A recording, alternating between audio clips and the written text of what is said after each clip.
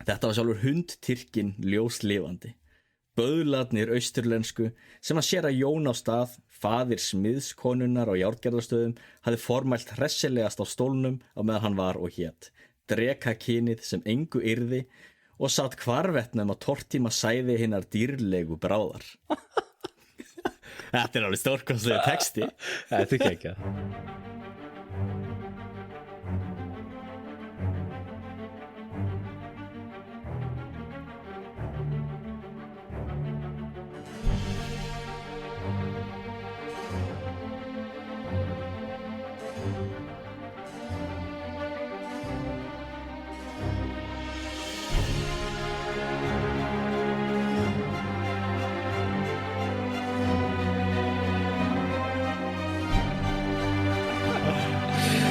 Komið sæl gott fólk og verið velkomin í hlaðvarpi söguskoðun með mér, Andra Jónssoni og Ólafur Hersi Arnaldsinni.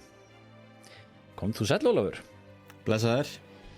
Við erum mættir hér aftur á þessum fallega fimmtudags eftirmiðdegi. Jú. Til þess að taka upp þátt af söguskoðun. Það var nú verið smá bið eftir okkur núna. Við erum nú venjulega að taka upp á sunnudögum. Já. Það eiginlega best að taka upp á sunnudagsmorgnu. En maður þarf stundum að hlýða aðeins til. Hvernig þá? Maður ekki að halda hvíldardaginn heilagan? Svo segja þér. Þannig að það kannski eins og hann að frelsarinn sagði. Hvernig var það? Var hvíldardagur skapað fyrir manneskjun eða manneskjan sköpuð fyrir hvíldardaginn? Þegar hann var gagnrýndur fyrir það að vera hann að framkvæma kraftaverka um þetta hvíldardaginn. Já. Það því þá maður getur kannski hliðir aðeins til. Já, nákvæmlega sko. Það ekki slemt að byrja þátturinn að vitna í frelsarinn. Já, nú varst verið en það sko. Heyrðu, þessi þáttur verður nú ekki að verri endanum. Þó svo málefnið sé nú kannski að verri endanum. Má nú segja það að eftir að hafa verið aðeins að lesa sér til málefnið dagsins þá verður mann stundum hálfa óglatt. Já, ég er alveg sammála því. Þetta komið alltaf óvart. Þetta er svona, við erum kannski að byrja að segja hvað við ætlum að tala jú. Já, við ætlum að tala Tyrkjaránið. Já, og hundtyrkjan, eins og það voru víst líka kallaðir. Hundtyrkjan? Já, alveg rétt, já, það kallaði það. Það var víst mikið notað og ég er einbænt að lesa áhugaður bók þar sem hann talar einmitt alltaf hundtyrkjana eiginlega. Já, það er mjög áhugaverð lesning. Ok, hvaða bók varst að lesa? Ég las nefnilega Tyrkjaránið eftir Jón Helgason. Já. Og mjög skemmtileg bók eins og leiti, en hún hefur náttúrulega sína annmarka, því það er alveg á mörkunum að geta eiginlega kallað hana sagnfræði. Hún náttúrulega hann segir hérna í eftirmálunum bara stutt svona aðeins hvað heimildir notaðast við, en hann vísar ekkert í heimildir í gegnum bókina. Og bókin eiginlega voða mikið bókmenntaverk frekar og hann jafnvel að lýsa hvað maður að segja hann að lýsa í raun og veru tilfinningum fólks og kannski hugar ástandi og okkur slíku og það náttúrulega eitthvað sem hann gat ekkert vitað. Þannig að hann fer svolítið svona út í vangaveltur, en hún rosalega vel skrifuð og stór skemmtileg og mjög áhugaverð, mjög lifandi lýsing. En það er svolítið annmarki á henni, maður veit svona ekki alveg nákvæmlega kannski hvaða smáatriðum maður á að trúa eða ekki, þar sem hann vísar ekki nákvæmlega í heimildir. En ekki það, öðru leyti þetta samt alveg ágætis yfir Tyrkjaránið. Já. En það sem líka svo ótrúlegt við hann, ég náttúrulega ágætlega víðlesinn maður og til mun hafa svona ágætis orðaforða þegar kemur að íslensku. En að lesa bækurnar hans eiginlega alveg ótrúlegt, því ég sé óþekkt orð liggur við á hverja einustu blaðsíðu og ritstíllinn líka svo áhugaverður. Ég rosalega gaman mér finnst það alveg frábært að lesa bækurnar hans. Já, ertu með dæmi? Já, hvað? Þegar maður settur svona on the spot sko, það finnur maður ekki neitt sko. Nei, það finnur maður ekki neitt. Nei, til dæmis í annarri bók sem við lesa nota orðin svo Gunnhvatur. Já. Býta ekki þetta þessi sem að var uppi hérna á miðri 20. öld? Er þetta ekki ný bók? Jú, þessi bók var skrifuð heldur 68. Það er svolítið gammalt. já. Ég held að sé með síðast sem hann skrifaði. Já. Og eins áhugavert að hann kallaði þeim Tyrkina er alltaf víkinga. Já, veistu, þetta er mjög athyglisverður punktur. Ég hef séð þetta líka á nokkrum stöðum. Til dæmis í Íslandssögu A til Ö, sem er uppistöðun eftir Einar Laxness, svona uppfletteritt. Þegar maður kíkir á færsluna þar Tyrkjaránið, sko, þar byrjar hann einmitt að segja að Tyrkjaránið var strandhögg sjóvíkinga. Já. Og þetta er náttúrulega mjög athyglisvert í tengslum við sko menningararf og minningu, vegna þess að við munum náttúrulega sjálfsög ræða betur hér í smádrifum hvað þetta snerist sko, en náttúrulega sko sjórán eða strandhögg af þessu tagi er náttúrulega alls ekkert ósvipað því sem að okkar forfeður voru að stunda á Englandi og víðar, og það hefur nú einmitt verið oft litið svona frekar jákvæðum augum á arfleifð víkinga. Já. Þú veist, og eins og hann sagði nú, hann Jón Páll, I'm not an Eskimo, I'm a Viking. Já. Og við drekkum víkingbjór og allt þetta sko, og á meðan þarna náttúrulega fáum við Íslendingar að upplifa hvernig það er að vera hinum megin við borðið í svona strandhöggi sjóvíkinga. Og Tyrkjaránið auðvitað er atburður sem að hefur náttúrulega lifað mjög sterku lífi í þjóðarsálinni og er svona þjóðarminning þennan þó staðbundna atburð. Og flestir hljóta nú að hafa heyrt Tyrkjaránið og það er nú svona eins konar tráma í Íslandssögunni, ef svo má orðið komast sko. Já, og sér maður ekki meira að segja á hvað kallast það? Fannst það ekki þú svo góður í orðaforða? Jú, ég held það nefnilega, það er mjög kaltanislegt núna. Það er alveg virkilega að rekka á hann í mig. En jú, örnefni til þess Vestmannaeyjum í dag. Já. Til þess Ræningjavík, ennþá þekkt og Ræningjatangi. Já, Ræningjatangi, já. Já, og 100 manna hellir. Já. Og fleira. En það er líka eins og að segja með orð, það er skipt svo miklu máli hvað að kalla hlutina. Það er allir með þessi bók hér eða aðrar heimildir. Það væri allt öðruvísi ef þið kalla allir sjóræningja. Kallar hann ekki sjóræningja? Nei, hann til dæmis í Tyrkjaráninu hérna, þá talar hann alltaf víkinga, og það er eins og talar þetta með svolítið svona jákvæða mynd sem víkingar hafa. Já. Og það er alltaf líka þannig í svona dægumenning okkars tíma, og horfið til dæmis á þættin eins og Vikings, þar sem að Ragnar Loðbrók er víkingahöfðingi sem heldur með og með svona samúð með víkingunum. Þetta voru alltaf bara ribbaldar. Já. Og þegar þú keyrir inn í Hafnarfjörð, fyrsta sem túristarnir sjá þegar það er komin á höfuðborgarsvæðið er reistórt skilti sem segir Welcome to Hafnarfjörður, home of the Vikings. Já, þetta er rosa vinsælt og mikið lyftistöng fyrir ferðaðina að gera mitt úr þessu víkingadæmi, og það er eitthvað flott við það. Já. Á meðan að sannleikurinn er þetta sá að þegar maður byrjar að rýna í heimildir og líta á þetta eins og þetta var, eða allavega snálætti og maður kemst, það voru þetta sjóræningjar og ribbaldar sem fóru náttúrulega með nauðgunum og rændu og drápu og brendu. Jú. Rétt og líka, eins og þessir víkingar gerðu. Algjörlega, mjög góð punktur að því að sko, við vorum að tala hérna hann Ingólfur Arnarsson og Geirmund Heljarskinn og Landnám Íslands og þessar kenningar sem voru svolítið í brennidepli hérna fyrra árinu í tengslu við útkomu nýrar bókar það og gamla bók Svarta víkinginn. Já.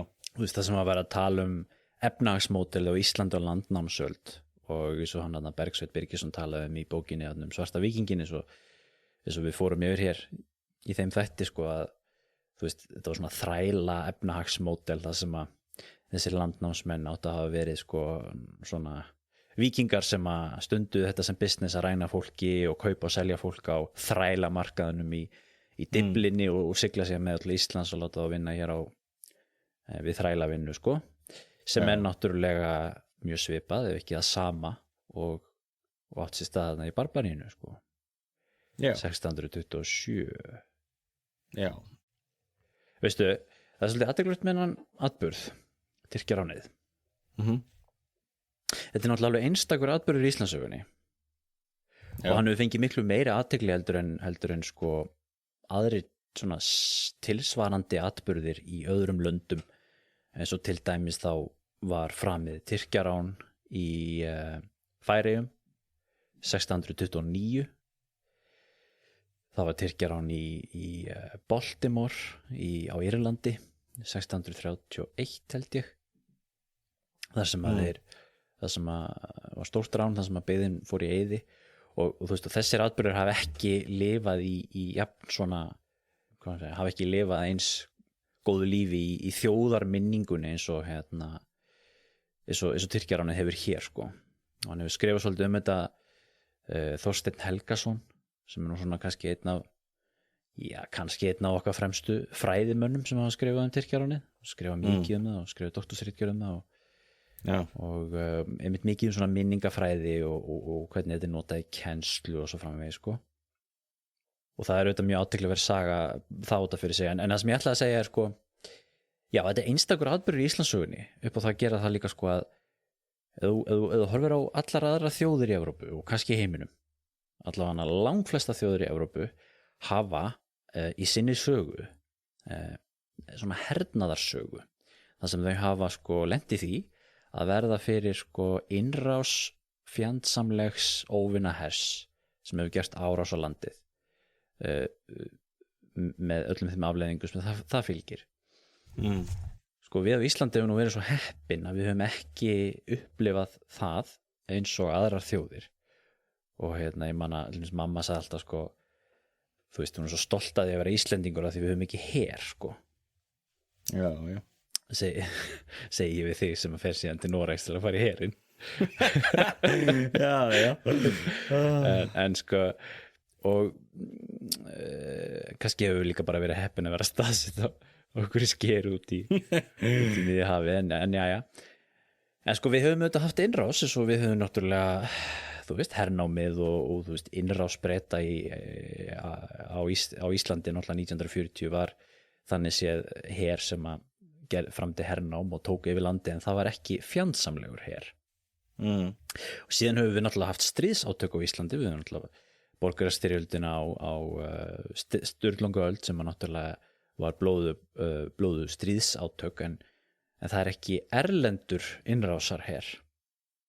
Og síðan höfum við náttúrulega upplifað yfirtöku erlends ríkis, ef svo má segja, þegar við gengum undir Noregskonung, en það var náttúrulega ekki, var alltaf fjandsamlegt og heldur ekki blóðugt, af því að það voru innlendir höfðingjar sem báðum það basically. Þannig að Tyrkjaránið síðan er síðan þessi atburður sem er þá sko innrás, árás, fjandsamlegi vopnaði menn, en ekki her. En ég myndi samt segja af öllum þessum atburðum þá er Tyrkjaránið svona sáatburður í Íslandssögunni sem kemst næst því að upplifa fjandsamlega innrás óvinahers. Þó hún hafi náttúrulega ekki verið það. Nei, þannig er það eins og þú segir, það er kannski að næsta því. Og enn fremur, alltaf ástæði fyrir okkur þetta kallað Tyrkjaránið, hangir alltaf saman með því að það alltaf voru ekki Tyrkir, ekki í þeim skilningi sem við leggjum í orðið Tyrkir í dag til dæmis, þetta voru menn frá Norður Afríku, en það svæði var svona meira og minna eða hálfpartinn undir Tyrkjaveldi.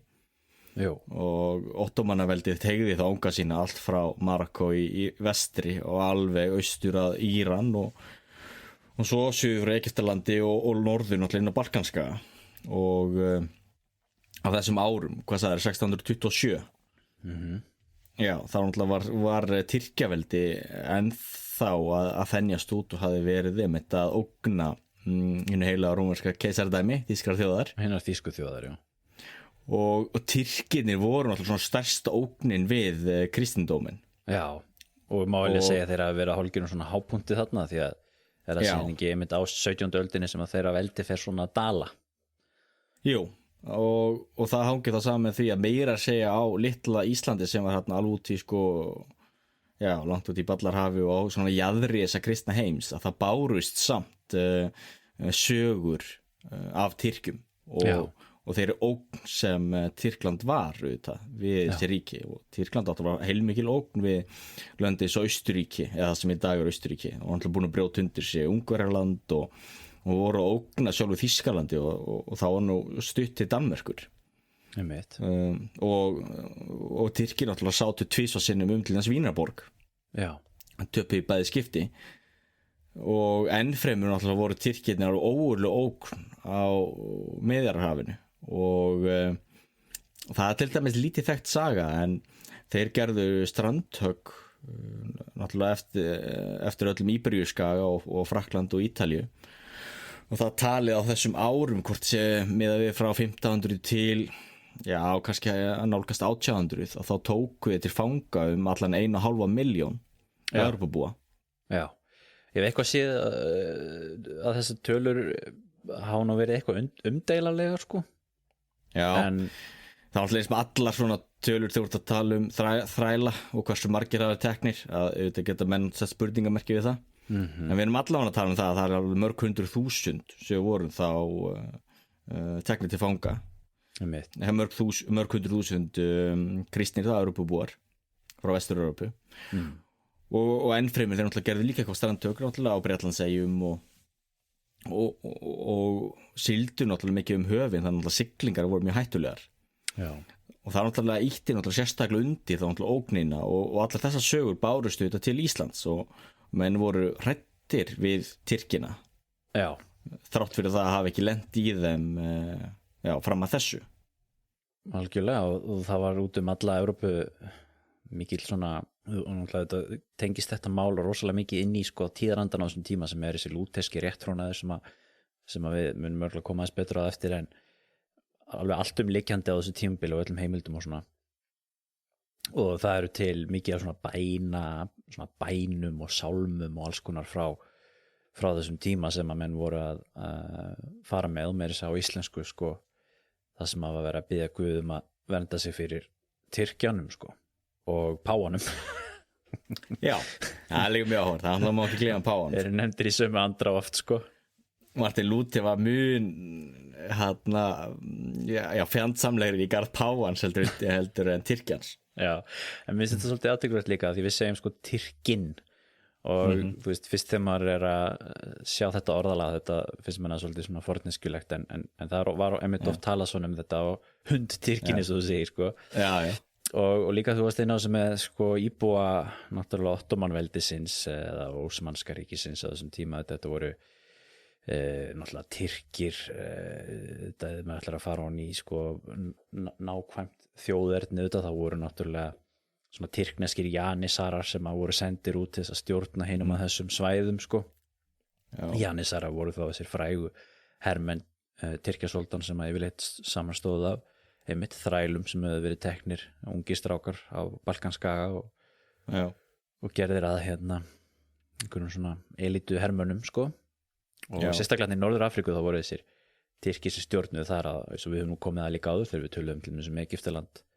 þar sem þeir voru það búin að sölsundi sér mikið vald og stjórnuðu mikið bara þarna sem einhverju svona smákóngar hálfgerðir sko voru náttúrulega skattfrjálsir og allt það en náttúrulega auðvitað þessi þjóðirnir náttúrulega alls konar mikið márar sem voru frá Andalúsíu eða Spáni sem voru þá í rauninni Spánverjar ef maður geti kallað það sem voru þá múslimar sem hefðu verið hraktir frá Spáni undir lok 15. aldar eða hvort það var 1600 og eftir 1600 þegar hann gaf út þessa frægur tilskipun hann kóngurinn á Spáni að reka burt alla múslima. Rák ekki Ferdinand og Isabella þegar á fljótlega úr landi eftir 1492 þá fjall Granada ég held að það hafi verið 1447 eða eitthvað rétt 1500 það var allavega mikið af márum hann og ég held að á þessum tíma hafi menn kannski nota hugtaki Tyrki líka bara múslima sko og menn gáttu gerst Tyrkir sko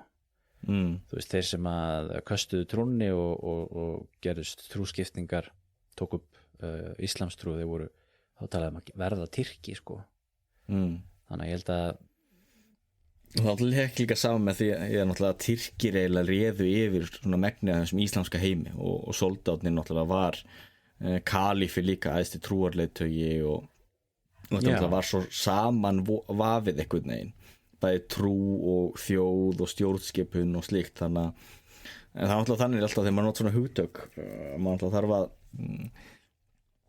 gera sér grein fyrir því náttúrulega að orð breytast og eins og norðmaður í dag og fyrir 1000 ára síðan er ekki það sama eða Noregur eða Ísland Ísland í dag og Ísland fyrir 1000 árum í raun og veru tvö fyrirbrigði og notum sama orði Ég var nú að lesa einhverja greinar frá 10. áratugnum sem að menn voru að tala um þetta sko og var það að vera að benda fólki á sko þetta voru nú ekkert allt Tyrkir og eitthvað svona og það hefur nú borið á því sko að orðið Tyrkjaránið hafi verið notað eins og til dæmis þegar þarna einhverjum deilum að milli Íslendinga notkun á bókstafnum Ö og þá var það kallað einhverju blaðagrein sko Tyrkjaránið hið nýja og svo þegar hún Sofía Hansen stóð í baráttunum við Halimal þá var það kallað líka einhverjum blaðagreinum Tyrkjaránið Já, þetta En ég held að sé þetta fyrir við ekkert að breyta þessu hugtæki neitt þetta er náttúrulega bara Tyrkjaránið og ég held að flestir séu nú svolítið meðvitaður þetta núna Já, ég alveg saman því mig langar aðeins til þess að taka þetta dæmi upp á bókinans Herði, já Því ég var að nefna hérna með hvernig hann skrifar og svona og orð sem hann notar eins og hér segir hann sko mönnum hefur ekki gleymst að hér hafa reyfarar oft sinnis farið með ránum og stundum hefur það meira segja borið við að vopnbitnir menn hafa hnigið að velli við krær og garða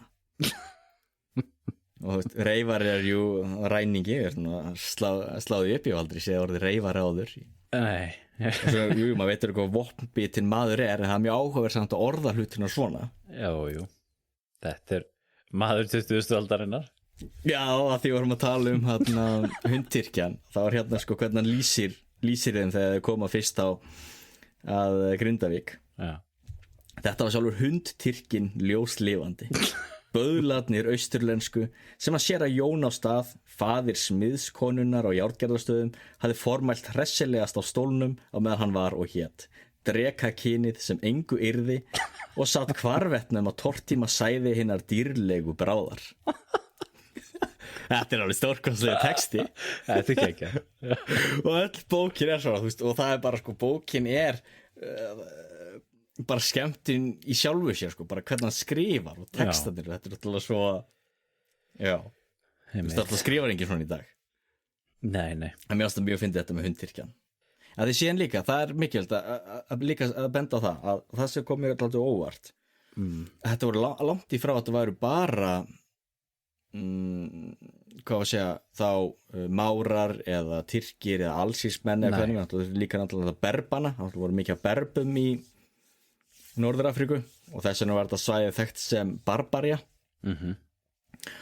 og það var þá talað að vera herletir til Barbaríu og Barbaría þá þetta Marokko til Túnis Já, það er kannski gott að benda á það að þetta hugtak ekki þá komið af gríska orðinu barbari sem að maður kannski hefði haldið Já, en orðið berbi mögulega komið af því Já, ok Þannig það var svona óbeint og kemur að það en Já, að því ég var að fletta upp og skoða það, hvort þetta væri tengt og það virðist vera það að berbanafni komi frá Barbari Já En það sem var áhugavert að þarna var þá líka sko, þarna voru hollenski menn með í fyrr og þjóðverjar og það voru norrænir menn líka sem voru þá víkingar í Barbaríu og héldu í ránsleiðungra þá og margir tóku alltaf íslamstrú en ekkert allir gerðu það Nei, sko það hefur verið einmitt þegar menn hafa farið að grufla í þessu náttúrulega þegar sko í þessari minningu Íslendinga Tyrkjaránið allt fram á 20. öld held ég að menn hafa nú alltaf talað bara Tyrki sko þó svo að þetta hafi nú komið fram í frumheimildum eins og í reisubók Ólafs Egilssonar til dæmis og öðrum þessum helstu frumheimildum þetta kemur fram að þarna voru þar menn sem að töluðu þýsku og ensku og svona en þegar menn skoða líka aðrar heimildir hverjir þessi sjóræningjar voru þarna frá Barbaríu eða Norður-Afríku þá vitum við það einmitt að þetta voru uppi stórum hluta trúskiptingar og hann talar það Þorsteinn Helgason í einhverju grein sem hann skrifaði sem að ég las hérna daginn sko, það sem hann að tala hverju voru Tyrkjaránsmenn sko, mjög góð grein í sögu frá 1995 held ég og hann segir þar sko að þetta hafi verið sundurleitur hópur sko og þetta hafi að uppistöðu verið sko já, hollendingar, englendingar þjóðverjar og svo framvegi sko og skrifar hérna sko ljóst að fáir upprunalegi Tyrkir tóku þátt í Tyrkjaráninu þá hann að meina náttúrulega svona Janis Hararbýst við Já, þeir líka þessar borgir í Norður-Afríku náttúrulega voru segull og drógu að sér það svona já, ofbeldismenn, víkinga, sjóræninga, eitthvað ógæfumenn sem þarna þá gáttu komið saman og haldið út í sjórán og reynt á ruplað og lifað á því. Sko, það sem að, ef maður setur þetta eins í samhengi, nú erum við ekki búin að ræða atburðarásanum, við erum að koma að því á eftir, en fyrst við erum að þessum nótum, sko, náttúrulega þetta sjórán er náttúrulega eitthvað sem að íbúar Miðjarðarhafs höfðu náttúrulega þurft að lifa við bara frá því fornöld og við komum nú að því hér í umræðum okkar hann Júlíus Cæsar til dæmis hvernig þeir lentu þarna í sjóræningjónum í austurhluta Miðjarðarhafs og þetta hefur náttúrulega verið business sem menn hafa verið að stunda allt fram á 19. öld sko þegar að var ekki Bandaríkjamenn sem að bundu enda á sjórán og Miðjarðarhafi endanlega og svo náttúrulega þegar frakkar tóku yfir Alsír og svona, það var skrúað svolítið fyrir þetta en sko barbaríið svo við tölum að Ottomaveldið var kannski á sínum hápunkti þarna en líka þessi sjórán þarna frá Norður-Afríku voru líka á sínum hápunkti þarna og tala það að svona upp úr 1600 að þá fá þessi sjóræningjar nýja tækni í sitt vopnabúr sem eru seglskip fram að því höfðu þeir náttúrulega bara verið með svona galeiður það sem að þrælar voru galeiðu þrælar oft sko og það hefur nú verið talað að kannski hafi komið mikil siglingakunnátta frá til dæmis Íberíuskaganum með þessum márum eða frá sjóræningjum frá Norður-Evrópu sem að gengu til liðs við þá og skiptu og köstuðu trúnni eins og hollendingum þetta fólk sem við erum að tala og það talaði það sko að já og það talaði það náttúrulega eftir að þeir fengu þessi seglskipa þá fóru þeir að herja á Atlantshafið sko upp úr 1600 og svo náttúrulega maður setur þetta í samhengi við þá atburði sem eiga sér stað í Evrópu á þessum tíma náttúrulega 17. öldin og 15. öldin eru 17. öldin og 16. öldin eru náttúrulega mjög róstursamir tímar mikils hernaðar svo við tölum 30 ára stríði hérna daginn já, þetta er náttúrulega mitt í því frelsistríð hollendinga og við Spánverja eilíf stríð á milli englendinga og Spánverja og Hollenda allar þessar þjóðir, það er eilíft stríð og það sem kemur svolítið fram á þessum tíma í öllum þessum stríðum er að konungarnir fara að gefa út leyfisbréf fyrir einkaaðila sem hafa verið kallað ensku privateers sem eru þá svona einkaaðilar sem að gera út skip til þess að ræna kaupskip óvinarins eða jafnvel herja á strandir óvinarins og voru þá að vinna undir leyfi frá viðkomandi kongi sko og ég held að hafi með sér borið svolítið á þessu í tengslu við Ísland og Danmörku og stríðin sem að Danir voru í og eitthvað svoleiðis sko en svo eftir voru mikið af þessum enga sjóræningjum eða enga hermönnum og urðu kannski atvinnulausir eftir að einhver friður var saminn eða eitthvað í þá áttina og þá var það algengt að þessi menn náttúrulega fóru ekkert aftur í eðlilegt líf, þeir fóru náttúrulega og gengust undir íslamstrú til þess að geta haldið áfram að ræna og þetta voru náttúrulega, þú veist, þetta var náttúrulega ræningjabæli bara, þessi staðir sko, þú veist, eins og Trípoli Túnis Algersborg náttúrulega er aðal ræningjaborgin þarna og svo náttúrulega Saleh sem eru í Marokko þetta voru bara svona þetta voru bara ræningjabæli þar sem þetta var bara aðaliðnaðurinn var bara stunda sjórán og ræna fólki selja það á markaði áfram það kannski tengist svolítið inn í efnahagsmódelið þarna Já, það gerir það ekki, þetta efnahagsmódel fornaldar náttúrulega var á uppistöðunni þrælahald sambæðlumis Ingólfur Arnarson og Geirmundur Heljaskinn og eitthvað svona, og svo náttúrulega varstu með þrælahald fyrir austan, varstu með þræla í Rómaveldi, í Grikklandi, Egyptalandi, Assíríu, allstarinn í fornöld og svo náttúrulega var þræla businessin mjög algengur í Ottomanveldinu það sem að stór hluti verkafólks og annars voru þrælar. Já, eins náttúrulega í allir Austur-Evrópu, þannig streymdu þrælar niður eftir rússnesku ánum og suður og austur og þrælamarkaða þá í Miðausturlöndum. Það var bara orðið slave, það var náttúrulega dreigið á orðinu slaf, sem er náttúrulega slafarnir, að það voru svo mikið þrælar. Já. Og það er náttúrulega líka það sem er mikilvægt að benda og er áhugavert. Og maður náttúrulega svo lítið þar amerískri menningu og í Hollywood í dag eru þetta bara svartir sem þrælar. Já. Og það er náttúrulega skiljanlegt út frá bandarísku samfélagi, en það er náttúrulega einstæmi í mannkynssögunni að einn kynþáttur hafa voru svona bundin við þrælahald eins og var þá í Bandaríkjunum á þessum tíma. Af því í gegnum mannkynssöguna hefur það aldrei verið neitt samhengi þar á milli, heldur hafa allir kynþættir og allar þjóðir og allir menn hneft hvort annan í þrældóm.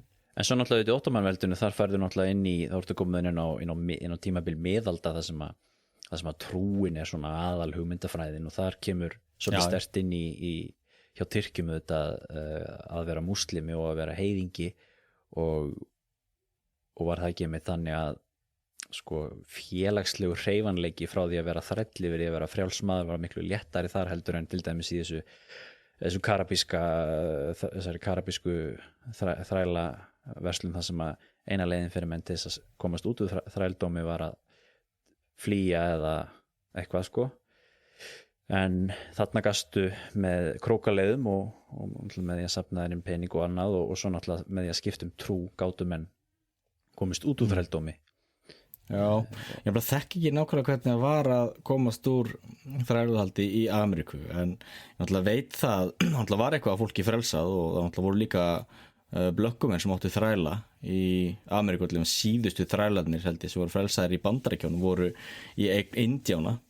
En ég held að það er alveg rétt hjá þér, ég held að það veri léttar að losna úr ánauð í hinum íslenska heimi í Miðausturlöndum og sérstaklega ef menn voru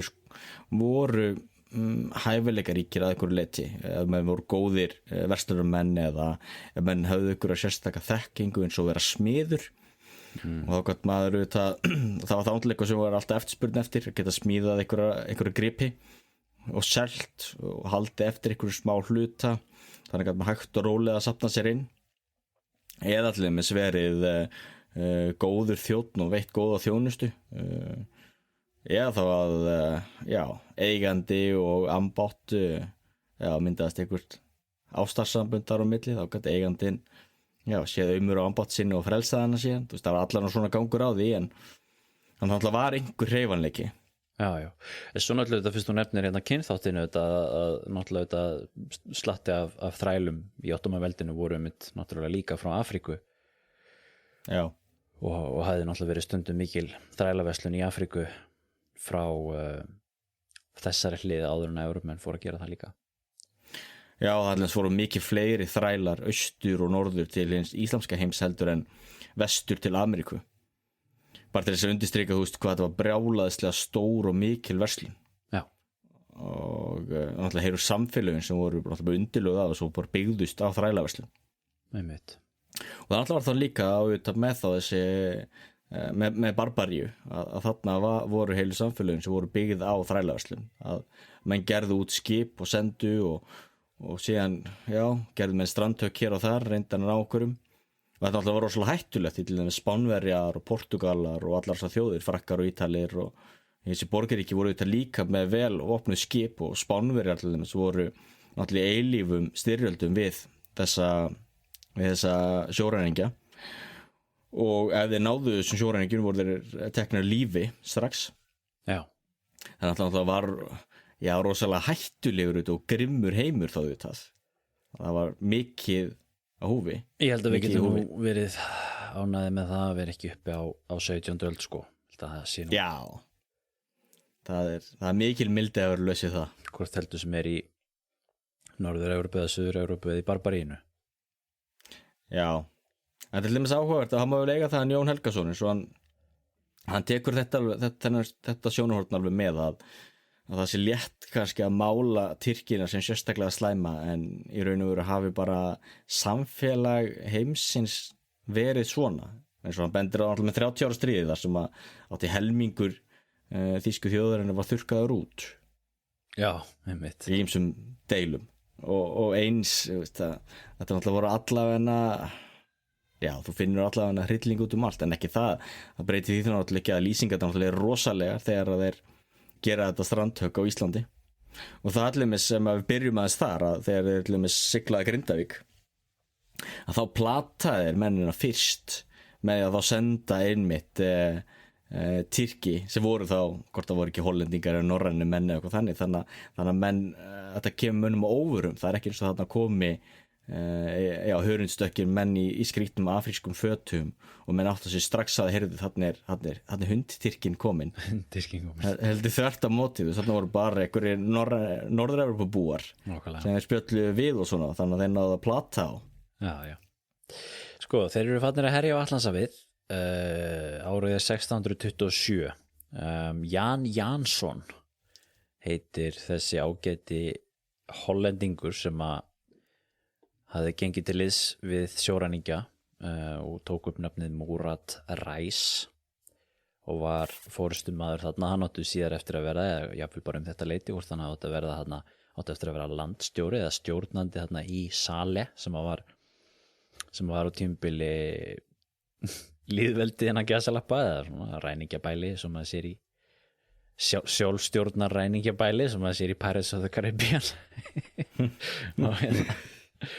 en þeir ákveða þarna að halda til Íslands og þeir koma 20. júní 1627 til Grindavíkur, þar kemur eitt skip frá Sale og þeir fanga þarna menn í áhöfn sem að voru á kaupskipum við Grindavík og þau sem þú segir þar fóruður út og töluðu þýsku sko við fólki nú svo halda þær í land og lýsingarnar af því virðast vera sko þar kemst fólki opna skjöldu engin átti von á þessu sko að þeir ganga hann í land og fólk kemur ríðandi á móti og þar er meira að segja gera menn tilraun til þess að veita viðnám þar sem að þeir ætla að ræna hann einhverju konu og bróðurinn kemur ríðandi og ætlar að bjarga henni og er slegin niður sko en þeir ræna nú ekki nema 15 manns í Grindavík og myrða nú engan og þar lenda þeir síðan í smá vesinni því að þeir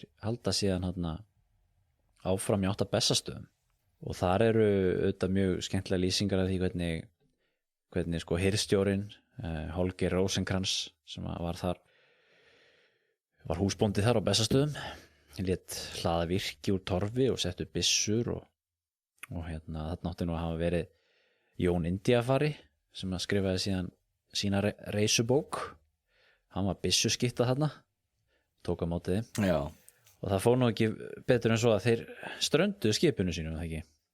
Jú og þurfti að brasa við það þarna í heilan sólarhring eða eitthvað að koma fólki úr skipinu yfir á annað skip og meðan menn í landi já, þeir tóku það ákvörðun að skjóta ekki á þá. Já, vildi ekki styggja þá. Sko. Það er nefnilega áhugavert og ennfremur þá hafði sko hann hirðstjórinn brugði á það ráð að safna þetta saman mönnum á hestum og vopna þá með því sem átti að líta út svo spjót og ríða fram og tilbaka þannig að það myndi sýnast þess að þarna væri riddaralið. Já. En það var svo fyndið, ég verði eiginlega að lesa hérna hvernig Jón Helgason lýsir þessu síðan. En hundtyrkin var ekki blauður. Það var ekki auðvelt að blekkja hann. Þess varð ekki vart og honum ægði reiðilag hirðstjórans og sveitar þeirra sem fylgdi honum. Einu gilti hvernig hnígandi sólin glóði á reiðskap höfðingjana. Ræningjaskipin sigu áfram inn með landinu. Já. Þannig að þeir létu ekki platast. En veit. Og siglaði það inn og stranda síðan og það er nefnt áhugavert að hirðstjórinn ákveður að skjóta ekki á það og nýta tækifærið. Já. En það voru þessum tíma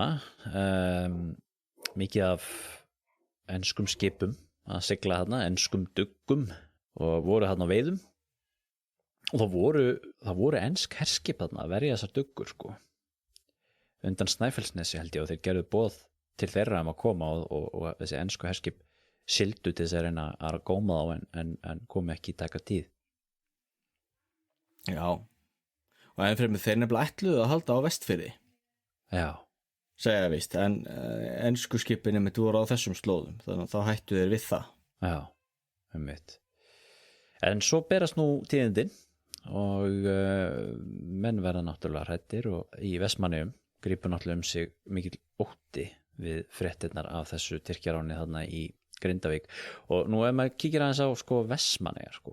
Vestmannaeyjar eru á þessum tíma náttúrulega svolítið svona krúnudjást. Þetta var náttúrulega þarna eign konungs, lén konungs og konungur hafði náttúrulega einokuna verslun þarna.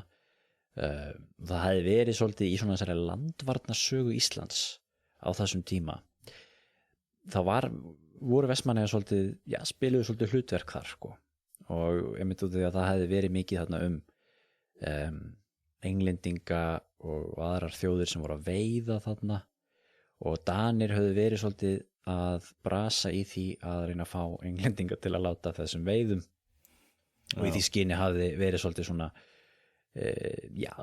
hálfgerður hernaður í kringum Vestmannaeyjar og það var nú meira að segja þannig að það er sagt að sko englendingar hafi komið sér upp virki á Vestmannaeyjum sem var kallað Castle og á 16. öld og það víst að vera örnefni í eyjum sem að heitir eftir því eða ekki það nú ekki og Danir þegar þeir eru að reyna að herða svolítið á þessu og líka eftir að einokunarverslunin var tekin í gagnið þá byrjuðu englendingar að herja á dönsk skip enski sjóræningar sko, að því vorum að tala um sjóræningi á hann það var alltaf voru þetta að höfðu verið sjórán á Atlantshafi líka til dæmis frá Dunkirk hafði verið gert út sjórán hann að þú veist svona herskipa viðvera var oft snerist svolítið að verja kaupskip fyrir sjóránum sko, ekkert endilega bara Tyrkjum sko og einmitt þarna þegar englendingar eru að herja svona á kaupskip og annað sko og 1586 þá koma Danir upp virki í Vestmannaeyjum sem þessi frægi Skansi sem mikið talað í sögunum Tyrkjaránið og þetta var víst svona timburvirki með 3 fallbyssum og var þá byggt þess að stoppa englendinga við veiðar og við að vera þarna sko. Já. Og svo hafði nú verið sjórán í Vestmannaeyjum nokkrum árum fyrr sem að ég hafði nú ekki heyrt áður 1614, John Gentleman eins og hann hét. Já. Hann var náttúrulega ekki mikið sentilmenni því að hans menn komið þarna og voru í 20 daga að svona drápu nú engan og eins og segir þeir smánuðu ekki ærlegt kvenfólk en þeir stálu og skemmtu og hræddu fólk voru svolítið ógna fólki sko. Já. Og voru með svona leiðindi sko. Og það leiddi á kannski til þess að fólk kannski hélt að Tyrkir myndi kannski gera eitthvað svipað það væri kannski ekki alveg jafn hættulegt en mér er svolítið merkilegt að því að sko í tengslu við að því stundum þegar maður er að spá í Tyrkjaranum og hugsa maður sko þú veist vá hvað við vorum hvar voru varnirnar skilur höfum maður stundum hugsa sko veist, hvað voru einhvern veginn engar varnir hann sko en það er samt ekki alveg því að það voru þetta náttúrulega dönsk herskip sem voru út af þessu vesinni þetta með englendinga og allt þetta þá voru þeir byrjaðir að senda dönsk herskip með kaupskipunum og mér finnst nú sem ég hef lesið að það hefði átt að vera dönsk herskip að viðvera þarna á þessum árstíma en það var bara ekki búið að gefa út tilskipununa akkurat þetta árið sko árinu þar á undan hafði tilskipununa verið gefin út fyrir og svo eins og segðan það voru ensk herskiparna líka og svo líka svolítið athyglisvert að þau verðast hafa gert árás einmitt á þá 2 staði á landinu sem að var virki sem var í Bessastöðum og í Vestmannaeyjum sko. Já. Það því að þeir hefðu lent á Norðurlandi eða eitthvað. Já, það er áhugavert. Já. En síðan alltaf var þetta voru ekki voru það 2 skip sem kom á landi? Nei, síðan komu sko 2 skip úr öðrum hópi. Það voru algeirsborgarmenn eða algeirsborgarar undir fórustu Jan Janssonar, þessa hollenska Murat Reis. Þau komu upp að Djúpavogi alveg þann 4. júlí, nokkrum dögum seinna, og þarna nú talað sko að í þessum hópi hafi verið meira evrópskum trúskiptingum sko, heldur en á þessu skipi frá Sale sko. Það getur þá líka útskýrt okkur þeir gengu líka harðar fram. Já, því það hefur verið nefnt bæði í íslenskum heimildum, eins og Ólafur Egilsson nefni það, og í erlendum heimildum að þessi trúskiptingar hafi verið meira brútal sko. Það er alltaf þannig. Já, það er nú ekki laust í það að það vekja upp hugrenningatengsl með Íslamska ríkinu til dæmis, þar sem að hefur nú verið stundum rætt talað um það séu trúskiptingarnir sem að, og þessu Jihadi John og the Beatles eða hvað hétu þarna þessir. Og þetta gildir eiginlega allar hreyfingar, að þeir sem eru svona einhvern veginn kannski hálfu utan við að hafa gengið inn í hópin eru oft mikið verri heldur en þeir sem hafa alltaf verið hluta hópnum. Og til dæmis, þú getur alveg borðið saman til þess kaphóana í fangabúðum í seinni heimsstyrjöld sem voru oft miklu verri heldur en SS-mennirnir, eða þú getur bent á þá íslamska trúskiptinga sem einhvern veginn eru mikið hryllilegir heldur en margir aðrir, eða einhverja þjóðernis öfgamenn sem eru síðan þegar maður lítur betur á eru kannski ekki alveg 100% af þessari þjóð sem þeir halda séu hluta af, og það er eins og að sé eitthvað svona ákveð minnihluta minnimáttakend og óöryggi sem leiðir til þess að menn ganga mikið harða fram. En það eru lýsingar sem þeir eru að skera brjóst á konum og brytja fólk niður og fara með alveg sko, fremd alveg hryllilega ódæði. Já. Þessi hópur kom að landi, eins og þú sagði, í Djúpavogi við Berufjörð fyrir austan. Þar voru náttúrulega skip og einhver verslunarhús og annað sko. Héldu síðan inn í Berufjörð og voru sérst að sko og voru að elta fólk uppi sko.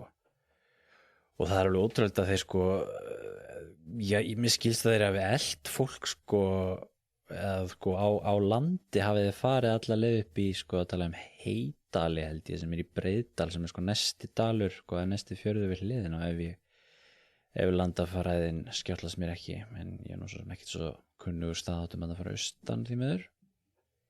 En þetta allan að tala um þetta að vera ykkur 20 kílómetra, tala um þingmannaleið sko, þetta voru kannski 40 kílómetrar eða eitthvað sem að þeir voru að elta fólk uppi sko, svo gómuðu fólk og bunduðu og hérna rákuðu undan sér eins og fénað, eins og það segja sko.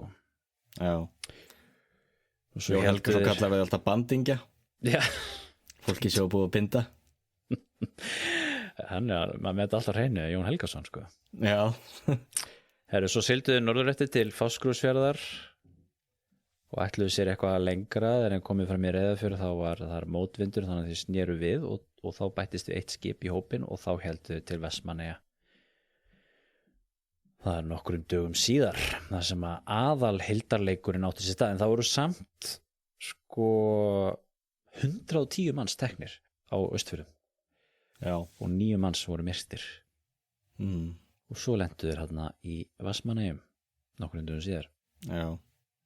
Þar sem að menn reyndu þá að skipulgi eitthvað andspyrnu og ætla eitthvað að berjast gegn þeim, en menn höfðu svo sem enga reynslu af hernaði, þannig að það var ekki bara eitthvað kaupmaður hérna með eitthvað byssu sem skaut eitthvað aðeins og... Nei, kaupmaðurinn var svo fyrsti sem flúði. Það er alveg gaman því það er alveg mismunandi sögu, því ég held að hann hafi sjálfur haldið fram að allir aðrir hafi flúið, þá hafði hann síðan flúið. Það er alltaf að tala um í einhverjum heimildum er sagt að hann hafi farið sko bora göt á kaupskipin sko, sem lá í höfninni. Og svo fór hann með fjölskylduna sín út í árabát og flúði. Og það virðist ekki vera að margir aðrir hafi náð að flýja þennan hátt. Nei, hann náði einmitt bara með litlum hópi að komast undan. Og þetta var nefnilega svo ótrúlegt sko að Vestmannaeyingar voru búin að vera með viðbúnað einmitt þegar þeir frétta þessu frá hann að Grindavík sko. Og svo voru menn náttúrulega óttaslegnir og voru að fylgjast með og eitthvað svona sko. Og svo sjá þeir að þeir eru ekkert að koma og það leggja þeir niður, fara menn aftur til fyrir starfa og svona. en síðan skyndilega sjáðu þarna 3 skip út undan landi og þá haldið neðafundur í dönsku kauphúsunum, hvað á að gera, enginn má fara, Tyrkirnir ganga ekki í land að líða nokkri dagar, menn fara aftur, halda aftur til vinnu sinnar. Þegar þá eru Tyrkirnir að vesenast hvernig að komast í land, sko. Já. Og það er nefnilega þannig að þeir ganga í land þarna á Ræningjatanga sem þarna alveg síðasta eyjunni. Og sem held ég talað að menn hafi ekkert verið að ganga í land þar. Áður. Nei, það venjulega hafi sjórinn verið svo erfiður. Já, var ekki einmitt undirtekning, var ekki einmitt svo sérstaklega gott í sjóin þegar lendu. Já. Það minnir mig að hafa lesið það. Þeir venjulega hafa alltaf einmitt verið svo vont í sjóin þarna og erfitt að lenda, en þarna hafi verið sérstaklega gott. Já. Sem hjálpaði þeim þá. En það sem líka svo sorgligt við þetta eins og ég fæ svolítið á tilfinningu fólk hafa ekki áttað sig almennilega á hættunni til dæmis á einhverju bæjunum þetta frá austan. Þá að stendur hérna í bókinu hann nafngreinir í þetta fólk og maður náttúrulega getur farið mikið meira í kjölna og svo verið að tala nákvæmlega eins og hérna sér að Jón Jónsson frá Hrepphólum en láttu hann duga að hafa svona nafnlaust. Það voru til þess 2 menn þá sem fengu það verkefni að vaka nóttina og fylgjast vel með og vekja síðan það heimafólk ef þau myndu sjá eitthvað til víkingana. Var þetta fyrir austan? Þetta var fyrir austan, af því að fréttirnar fóru voðalega hratt allt. Já. En þeir síðan þá sofnuðu. Þeir fannst vera svo skítt veðrið og erfitt að vera úti að þeir fóru inn í eldhús og sofnuðu síðan bara. Þannig að víkingarnir náðu að komast eða Tyrkjarnir alveg að húsinu og umkringja það og sé að ráðast inn og sé að gripuðu fólki bara í rúmum sínum. Já. Og þú veist, og mér veist vera svo mikið klikkun þegar maður lesi þetta náttúrulega frá okkar samtíma og maður veit svona hvernig þetta fór. Já. En mér finnst það sambera svo vottum kannski maður ekki átt að segja á alvarleika málsins ég myndi mér að ég myndi heyra það að vera ræningar eitthvað sjóræningjar að fara að drepa fólk og hneppa fólk í þrældóm og þá myndi maður gera allt hvað maður gæti til þess að undirbúa sig og mögulega jafnvel sína fyrirhyggju og flýja. Já. Það er náttúrulega sem svo það gerir maður svo óglatt að lesa með þetta í Vestmannaeyjum því það er náttúrulega eyjar, ekki að flýja neitt Já, auðvitað, það gerir það mikið verra að ýmsu leyti. En svo náttúrulega þetta, allar heimildir tala hvernig þessi Tyrkir hundeldu fólk upp í fjöll og gjótur maður út allt og líka fyrir austan og voru eyða miklu púðri í það elda fólk uppi Já, og finna fólk í hellum og skútum og hvað það var. Já, og í Vestmannaeyjum einmitt var fólk undra sig á hvað þau voru leprir allir í berginu þarna. Héldu sér nú vera hérna örugt upp í einhverjum þvernýftum klettum Og meira að segja það eittu púðri í það bókstaflega að skjóta niður fólk og klettar með að náðu þeim ekki. Jú, svo sagt. Já. Heimildirna sem eru þetta Tyrkjarán, þær íslensku heimildir eru að því sagt mjög góðar meðan við náttúrulega erlendar heimildir af sama ráni og öðrum ránum eins og við komum að þetta aðan. Það er reyndar mjög góð bók sem kom út árið 1906 í útgáfu Sögufélags eftir Jón Þorkelsson þjóðskjalavörð sem var þá er þar búið að taka saman allar flest allar þær frumheimildir sem tilur þetta.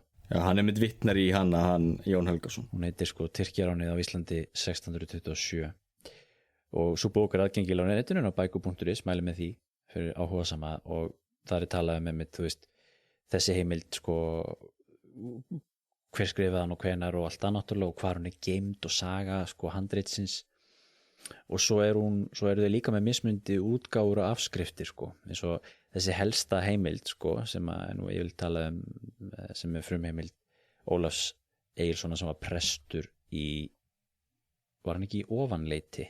Það voru 2 kirkjur Landakirkja og Ofanleitiskirkja í Vestmannaeyjum og hann var tekinn til fanga og fór með þeim suður og kom síðan aftur og eftir hann liggur þessi reisubók sem voru held ég skjálst ekki gefin út nýlega og í þessari bók frá 1906 það er sú frásögn til í 3 eða 4 útgáfum og það er lýst mjög nákvæmlega því sem að fór fram í Vestmannaeyjum hvernig menn voru hundeltir og hvernig menn voru leiddir fram að klettum og skotnir og annað sko. Önnur mjög fræg og góð heimild þetta Tyrkjarans saga Björns Jónssonar sem var gefin út 1643 sem nú svona þá var það sko biskupinn sem fékk sko hann til þess að skrifa þessa sögu þannig að hann fór á vettvang mjög fljótlega eftir og hann tók viðtölu fólk sem hafði flúið og þú veist þau greinlega komið að sé verksummerki og svoleiðis sko og notar aðrar heimildir þannig að það svona sagnaritunar svona sagfræðiverk í rauninni sko eða þannig, notar aðrar heimildir og þannig að þetta fyndi því þú ert nú búin að vera að lesa þess fyrir mig að lesa fyrir þetta nú eitt lengsti titill á hveri sem ég hef séð og ég reyna að lesa hérna með því að anda sem sjaldnast Ein história eður frásögn þau stórkostlegu og eymdarfullu tíðindi á Íslandi engin höfðu þess kyns þvílíks geð síðan fyrst þetta land byggðist af Norðmönnum að ræningjar eður óþjóðalýður kom hingað úr suðurálfu heimsins rændu héðan fólki og fé, skemmdu, skutu og með vopnum deyddu með skemmd og skaðræði á byggðum og búfé manna og með mörgum óheyrilegum athöfnum burtflutning þeirra herteknu manna og þrældóms og svo afturkomu þeirra hingað til Íslands það auðnaðist í eitt saman skrifað eftir frásögnum þeirra Ólafs Egilssonar prests, Einars Loftssonar og Halldórs Jónssonar hertekna Ítem Klásar Eyjólfssonar og skólamanna í Skálholti að austan einnin sendi brefi Jóns Jónssonar Guðlaugssonar af Birni Jónsinni anno 1643 Það rillilegu titill Þú eiginlega bara búin að skrifa alla bókina þarna sko. Já, þetta rosalegt Þetta mjög ítalegt og hérna og mikla lýsingar þarna sko. Já Það voru skrifuð líka, en já, getum haldið áfram með narratífið. Þeir tóku í Eyjum 242 fanga og myrtu 34. Já, og gengu vist mjög hart þarna, brytjuðu fólk niður og fremdi ýmis ódæði, þannig að þetta var náttúrulega gífurlegt sjokku þetta fyrir samfélagið og fremur náttúrulega brendu síðan kirkjuna og brendu niður aðra byggingar og það sem líka svo áhugavert við að þeir spiltu svo mikið líka. Það var ekki nóg að þeir fóru og rændu og rupluðu og tóku allt saman nýtsanlegt heldur lögðu sér líka fram að eyðileggja eins mikið og þau gátu drepa búfénað, bara til að drepa búfénað og kveikja í húsum eyðileggja hluti og eyðileggja sem þau gátu ekki tekið með þannig að það var líka stór hluti af þessu að fólk kannski kom tilbaka þessu sluppu undan og það var allt ónýtt, allt farið Já, sko grimmd Tyrkjana, það athyglisvert sko að svo við tala Ólafur Egilsson sem að lýsir því hvernig þessir trúskiptingar voru verri. Já. En mér finnst þess að hann tali líka það hvernig sko, og það hefur verið talað það aðrir sem hafa fjallað þetta eftir á að kannski var þetta taktík hjá þeim að vera grimmir og hræða fólk og drepa fólk sem streittist á móti.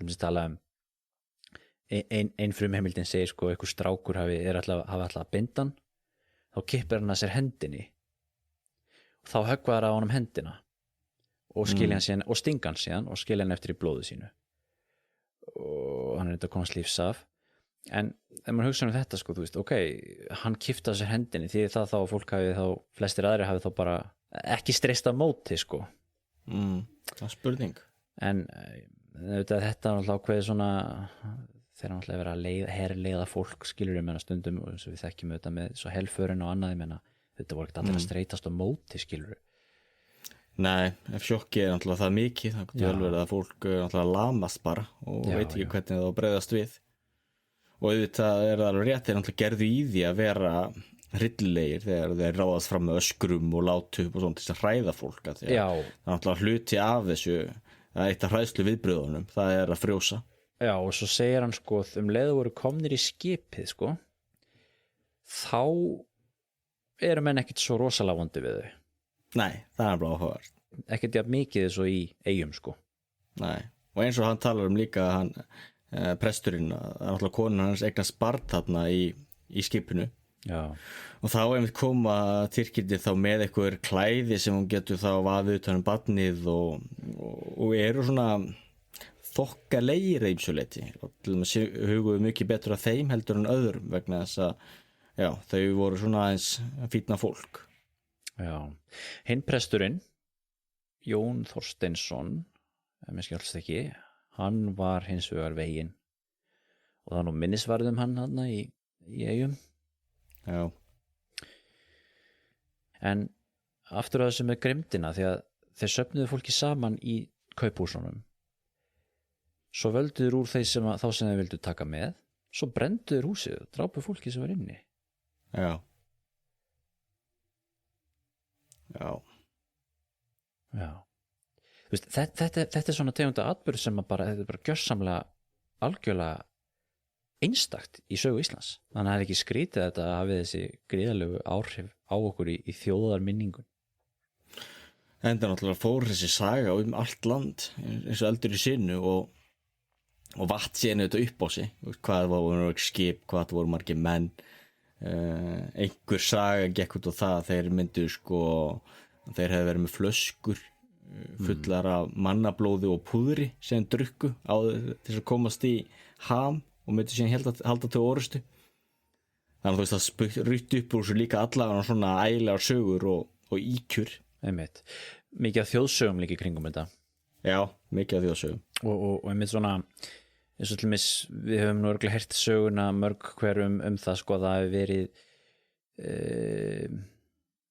þetta með að íslenskir menn hafi vísað þeim til Íslands eða danskir menn hafi bent þeim á að koma til Íslands og svo þetta með til mis að þessi tvö herskip sem voru þarna fyrir austan þau hafi síðan gómað eitthvað duggu þarna, hvort það voru Íslendingar að Danir, Englendingar, hverju það voru sem að bentu þeim á hvar þeir ættu að lenda í Eyjum og þetta er svona þessar sögur svikarann og Júdas skilur og ég veit ekki hvort að það sé það er svo mikið ekki hægt að staðfesta þetta neitt öðru leiti heldur en bara hvort þú ætlar að trúa heimildunum eða hvort þú ætlar að leita á þetta sem þjóðsögur ég sem þeir sem hafa stúderað þessar heimildir náttúrulega getur þetta örugglega sagt betur til það Já, Jón Helgason var víst skeptískur út í það.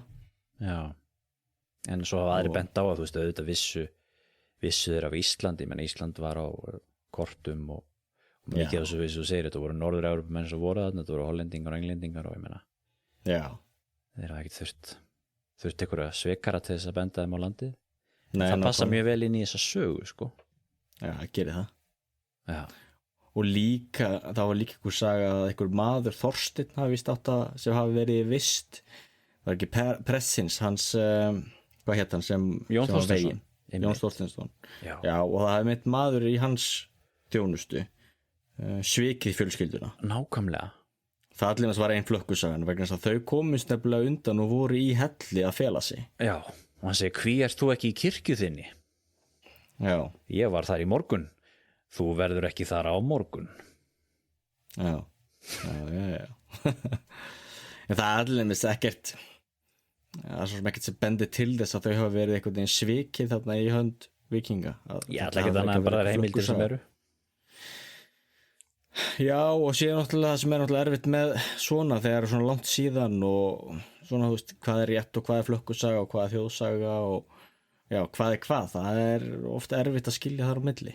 Já, aftur á minningunni, og heimildunum, þessar sögur fóru í mikla umferð á Íslandi eftir Tyrkjaránið, sérstaklega saga hans Björns Jónsson og svo Klaus Eyjólfsson sem skrifaði líka þetta, þetta var í mikil útbreiðslu í Íslandi og þetta kom nú útrenda líka í danskri þýðingu á 18. öld og menn hafa talað að þetta hafi svona verið svolítið til þess að svona efla svolítið þessa kristnu menningu á Íslandi og þú veist, efla svona stappa svolítið stálinu í okkar lútersku trú því að þetta er þetta svolítið þannig, þetta svolítið kemur svolítið inn í það Lúterski réttrúnaðurinn var mjög upptekinn af synd og dauða og djöflinum og öllu því sem hryllilegt var og barðist oft hatramlega gegn öllu því sem skemmtilegt og jákvæmt gat verið.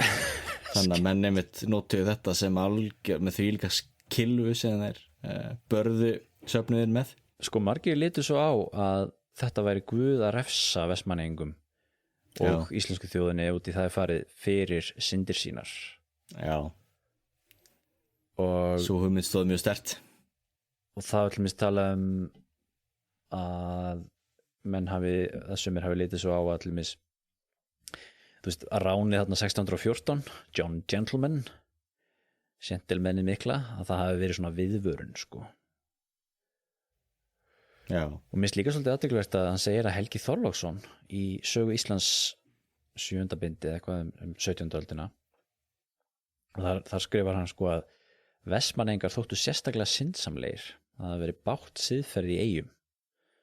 Ég hef nú ekki heyrt það áður en og það hefði verið sumir sem litu svo á að þetta hefði verið þarna sko refsing fyrir það, en það kom það líka til auðvitað eftir ránið að það var náttúrulega mikið af fólki sem var dæmt fyrir hórdómsbrot því að það voru þarna man ekki hversu margir voru sem voru eftir í eyjunni einhverju tugir þarna sem að voru náttúrulega makalausir og það voru féllu dómar í samkvæmt þessum hörðu siðferðislögum sem voru þarna stóri dómur og ykkur að það er svona hórdómslöggjafir sem hefðu komið þarna í kringum aldamótin og fyrir aldamótin og fólk var dæmt fyrir þetta.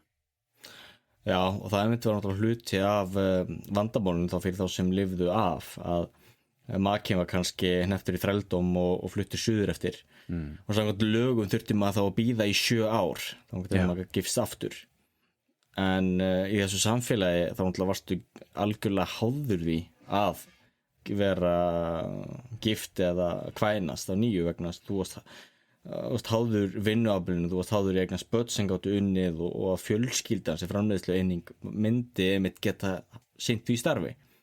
Já. Þannig að það sem gerðist auðvitað þá að í barsli og hörku hversdagsins að þá náttúrulega kom fólk saman og stofnaði til sambanda og það var litið mjög alvarlegum augum og það náttúrulega var þá hórdómur að vera giftur og taka nýja konu og viðurlögum við því var dauðarefsing. Já.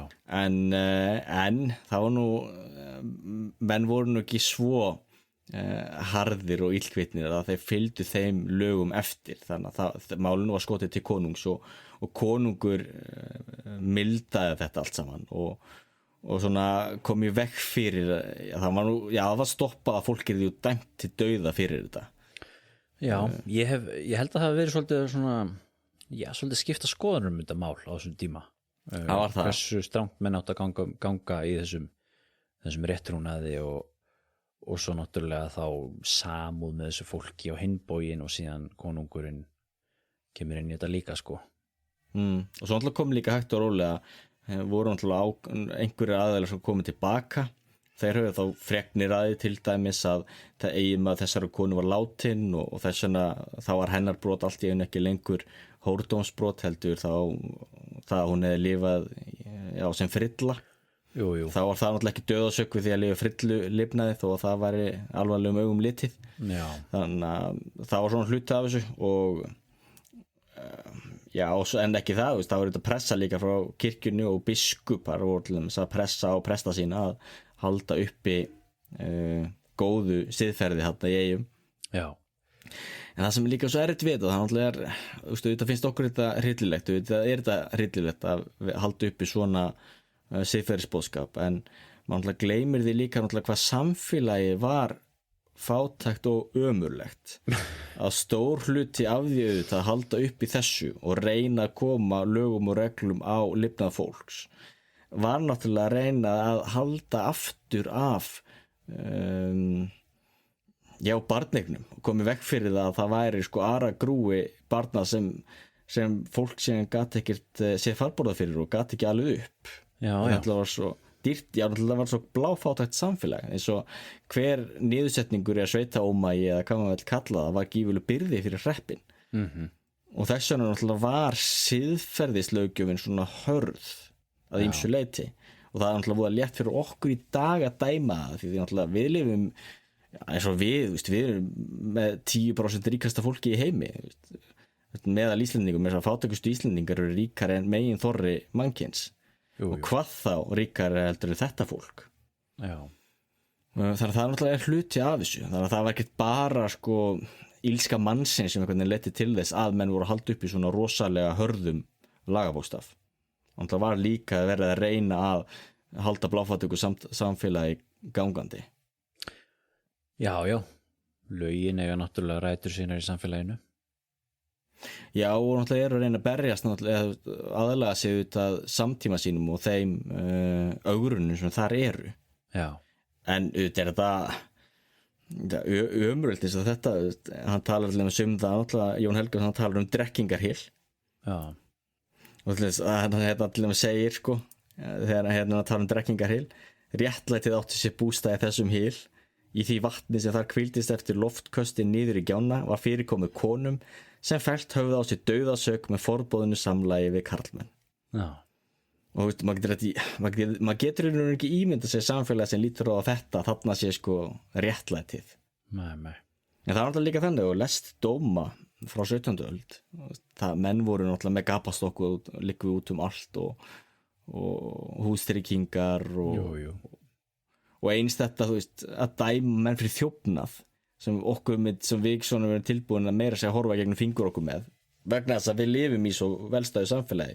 Smá þjófnaðar að stela ykkur snærispotta, það bara, þú nennir ekki að gera málur því í dag, en í svona blásnauðu samfélagi þá var það stórglæpur. Þetta svona sem við talaðum áður að þú veist, það eru þessi hlutir sem að menn tengja oft við, þú veist, hinnar myrku miðaldir. Og þú veist, þegar maður hugsa miðaldir þá hugsa maður þetta, en þetta er náttúrulega ekki miðaldir, heldur þetta lútersk nýöld.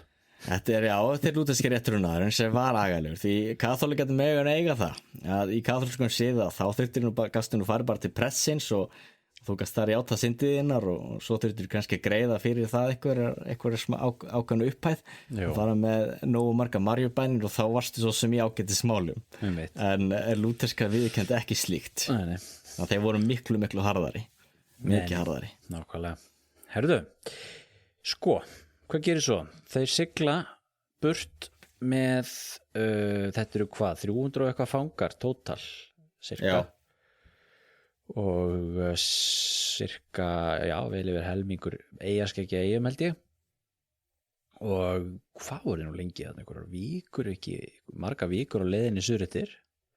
Hann lýsir þessu öllu, hann Ólafur Egilsson í reisubók sinni, koma síðan hann til Algeirsborgar haustið eða svona síðsumars og þar er farið með þau beint á þrælamarkaðinn.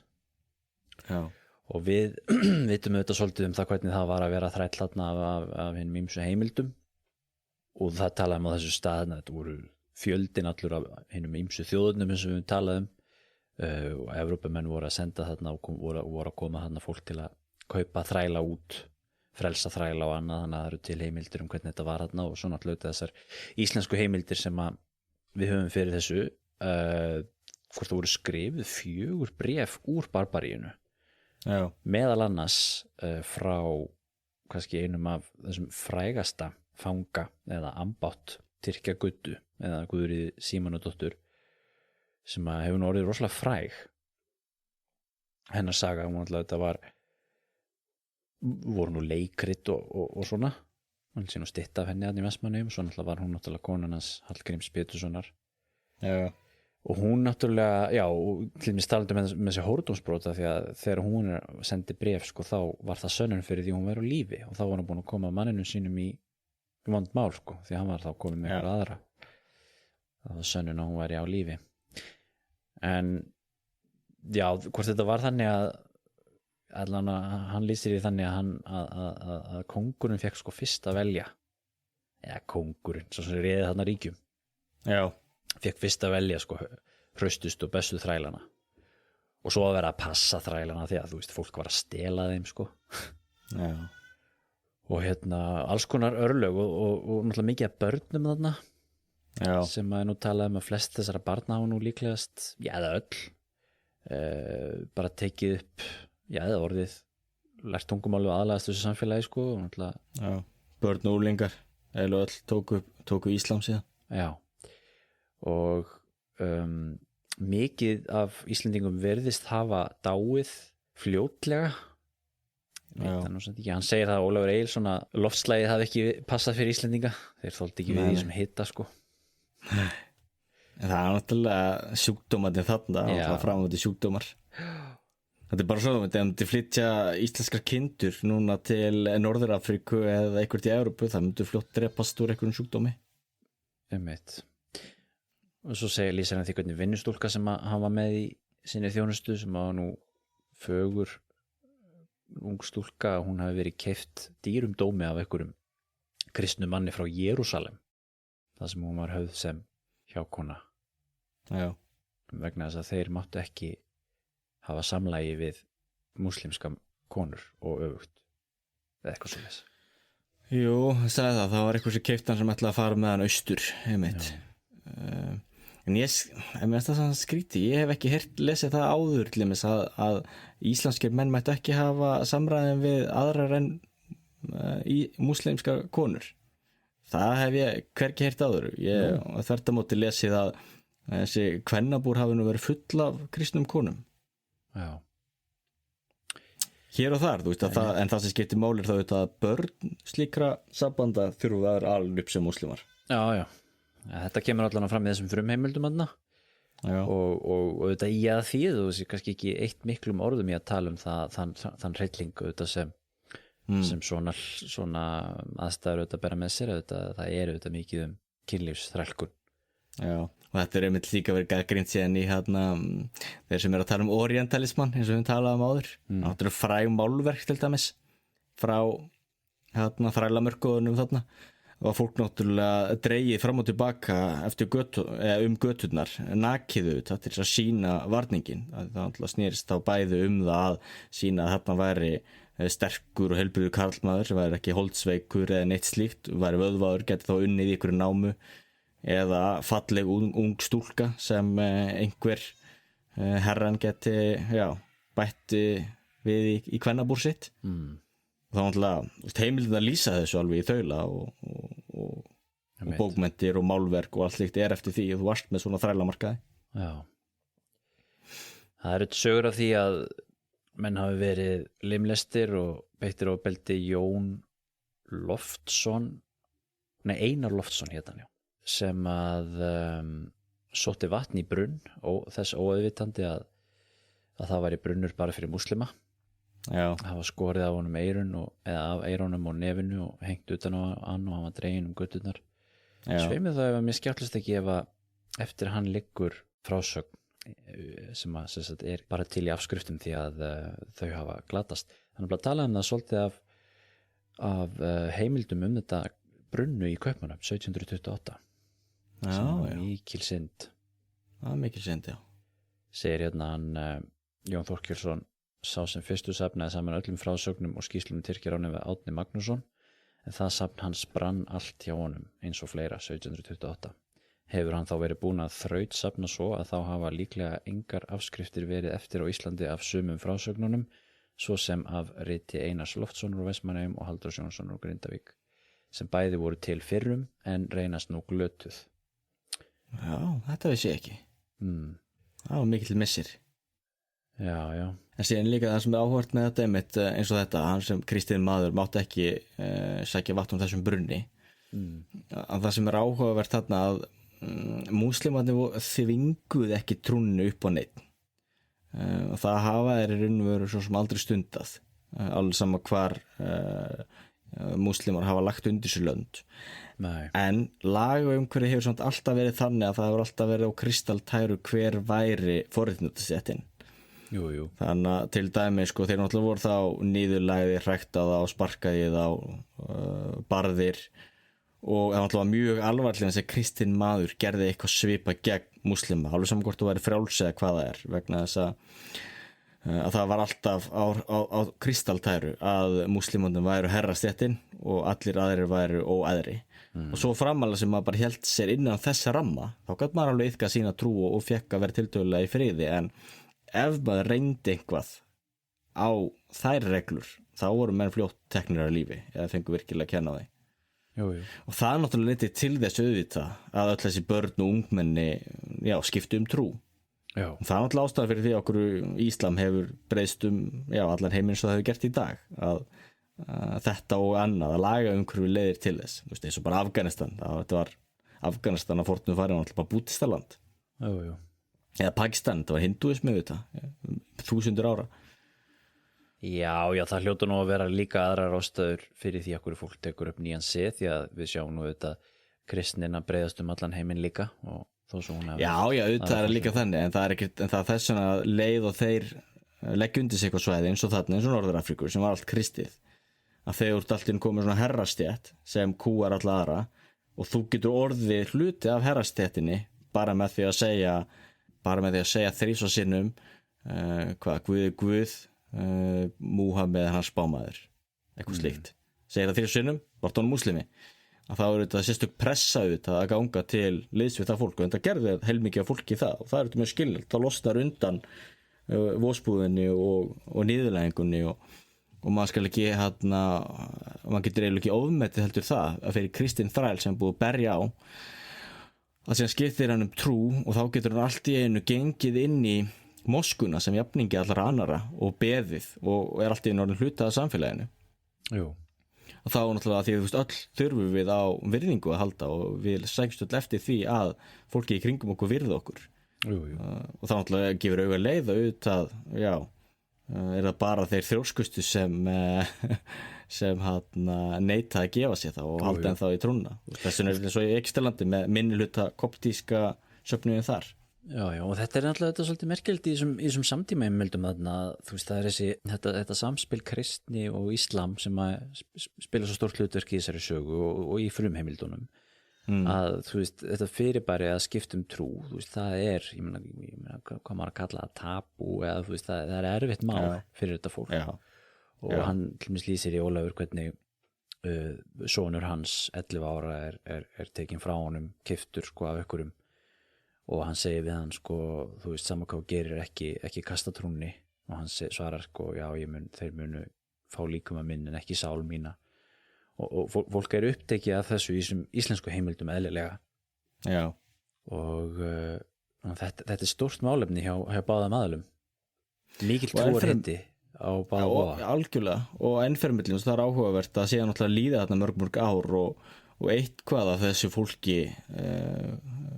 sumir gáttu keypt eigi frelsi, sumir fengu frelsi til dæmis þá hann eitt pappin hann var nú frelsaður vegna þess að eigandi hans sem átti þó dótturina líka varð ástfangin af dótturinni og vildi að hún verði hamingjusamari þannig að þá keypti hann pappinar fyrir hana þannig að hún geti haft hann hjá sér Íslendingur og síðan þá veitti pappanum síðan frelsi þannig að hann hélt til Íslands til dæmis hvað ætla að segja, að þegar allir þetta fólk, þessi litli hópur sem komst aftur til þá Danmerkur og Íslands að síðan þegar við komum til Danmerkur þá voru ýmsar grunnsemdir að til dæmis sko að þið eru búin að dverja svo lengi hjá hundþyrkjanum að það er eitthvað búið að skólast til kannski guðstrúin og þá þurftu einmitt að kenna þeim á ný Nákvæmlega, þar kemur okkar maður Hallgrímur Pétursson til skjálana sem fjall síðan í freistnigreið en þegar komið ljósa hann var nú ekki bara að kenna henni Guðrúnu Guðríði kristinfræðin kristinfræðin Guðríði meina Tyrkja Gudda og til dæmis bara það þú veist það var notað niðrandi hana Tyrkja Gudda það var ekki það var niðrandi og það var náttúrulega vegna þess að menn voru skeptískir og hennar eftirmæli í sögunni eftir að þau koma til Íslands og hefja búskap og svona er það ekki með að hún hafi verið svo skapvond og leiðileg og við hann sko og en aðeins þessu sko hvað sagði við, 300 eitthvað manns voru reyndir 36 Íslendingar voru giftið frjálsir aftur árin 1635-36 og það voru 28 konur og 8 karlar þaraf voru það bara 27 sem komist allarleið heim og síðan voru nú reyndar kom í ljós víst nýlega að það voru 8 í viðbót sem voru giftir nokkrum árum síðar sem ekki komst heim til Íslands en það var náttúrulega hluta leiknum á Tyrkjunum sko var að vænta lausnargjalds og sko eftir Tyrkjaránið það náttúrulega sjáum við mikinn ótta að Tyrkjarnir komi aftur og menn efla varnir menn til dæmis var, eins og við tölum Skansan í Eyjum, honum var rústað af Tyrkjunum. Það er auðvitað saga út af fyrir sig, sko, landvarnir í Eyjum, alveg stórmerkilegt, sko. Menn voru til dæmis með svokallan vökudóm á 17. öld, þar sem að menn áttu að vera upp á Helgafelli og fylgjast alltaf með, sko, á nóttunni, það var að koma skip og hringja bjöllunum ef einhver kemur og talaði með þetta að vera alveg fram til svona cirka 1700. Og svo mjög skemmtileg saga af svokallu herfylkingu Vestmannaeyja sem var starfrækt á 19. öld í Vestmannaeyjum. Og ég mæli með að googla það, mjög athyglisvert að sjá það, hvernig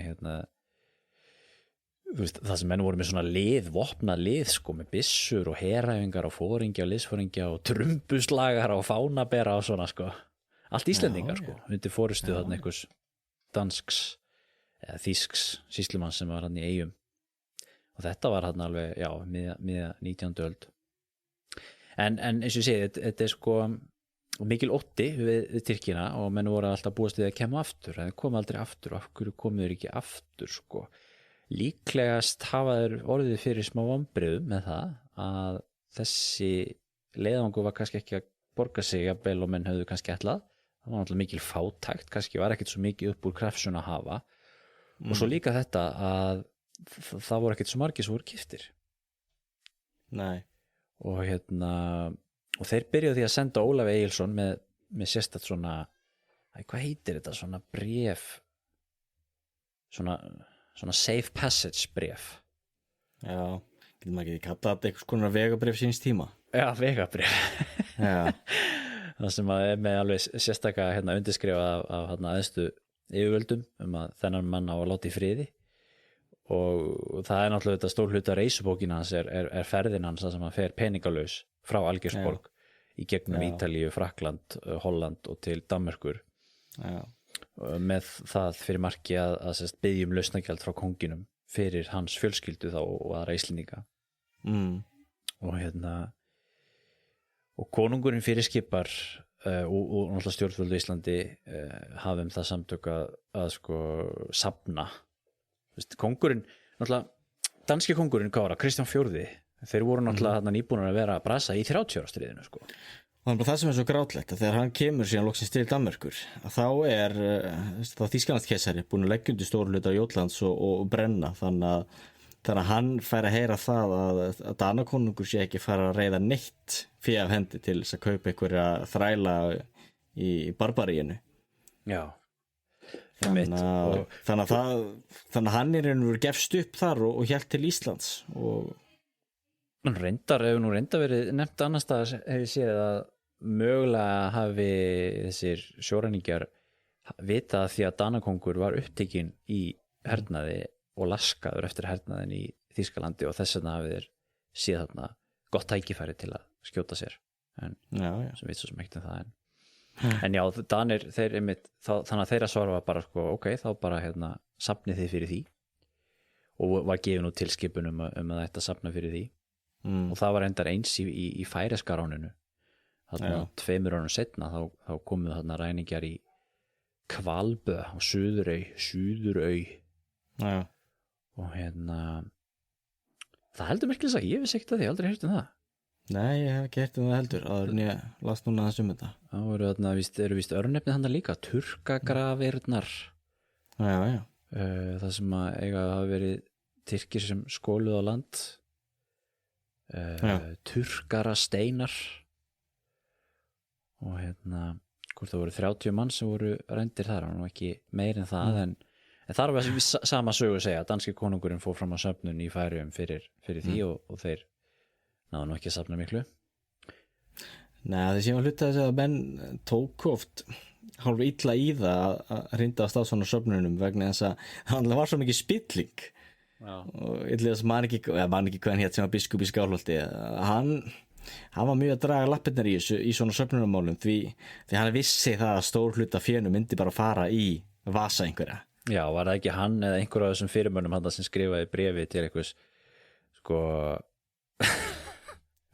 hvað vitið ég að vera að safna pening þegar besta fólki kemur ekkert aftur og bara til að fá aftur eitthvað fólk sem við viljum ekkert hvað sem er að fá heim.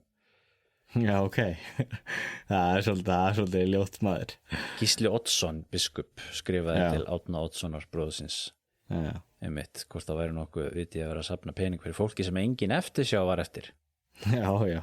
Og það kannski kemur svolítið inn innan réttrúnað og þetta sko. Já. En það er síðan, en aftur að þarna spillingun á því að hann hafði síðan rétt fyrir sér í því að þegar að loksins var búið að safna fé og fengið þarna hollendingur til þess að fara og kaupa eitthvað á þessu fólki að þá fóru þetta heilmikið að fénu bara í vasa hinna á þessa. Já. Og síðan, og það voru síðan ekki keiftir nema hvað, 30 eitthvað manns? Já, 36 pluss 36? Já, pluss 14 danir og normenn sem fóru líka, fengu líka frelsi fyrir þetta sama fé sko. Og hvort það var settur á okkur sérstöku skattu líka eða eitthvað svo leis, mann var ekki nákvæmlega. Já, sem er líka áhvertu þetta, það er svona mismunandi heimsýn manna að þegar Íslendingarnir voru seldir í Algeirsborg þá voru nú konurnar oft keiftar, eða fóru þær oft á mun herra verði heldur kallarnir. Nú. En þegar að hollendingur síðan kom og ætlaði að kaupa þrælan aftur að þá borgaði hann alltaf mun meira fyrir kallmennina. Já, ok. Af því að kallmenn alltaf voru meira virði. Svoleiðis, já. Frá hans sjónarhorni. Samt voru þetta nánast yfirgnæfandi meirihluti konur sem kom aftur. Já, og auðvitað náttúrulega föttuðu Algeirsborgarbúar það fljótt að þarna var eitthvað skrítin útlendingur sem borgaði það mikið herra verð fyrir kallmennina, þannig að þeir auðvitað, já, nýttu sér það. Einmitt. En þetta voru gríðarlega hallaris ár árinu eftir, þannig í kringum 1630 sko, og mikil fátækt og sem er kannski ástæðan fyrir að þetta gekk illa sko að safna. En svo bætist inn í þetta sem við vorum að tala áðan með sko að það voru kannski ykkur sem litu svo að þetta veri bara, þú veist, réttlátt refsinguðs fyrir syndsamt lífverðn og þetta ekki vera standið að koma fólk heim og svona.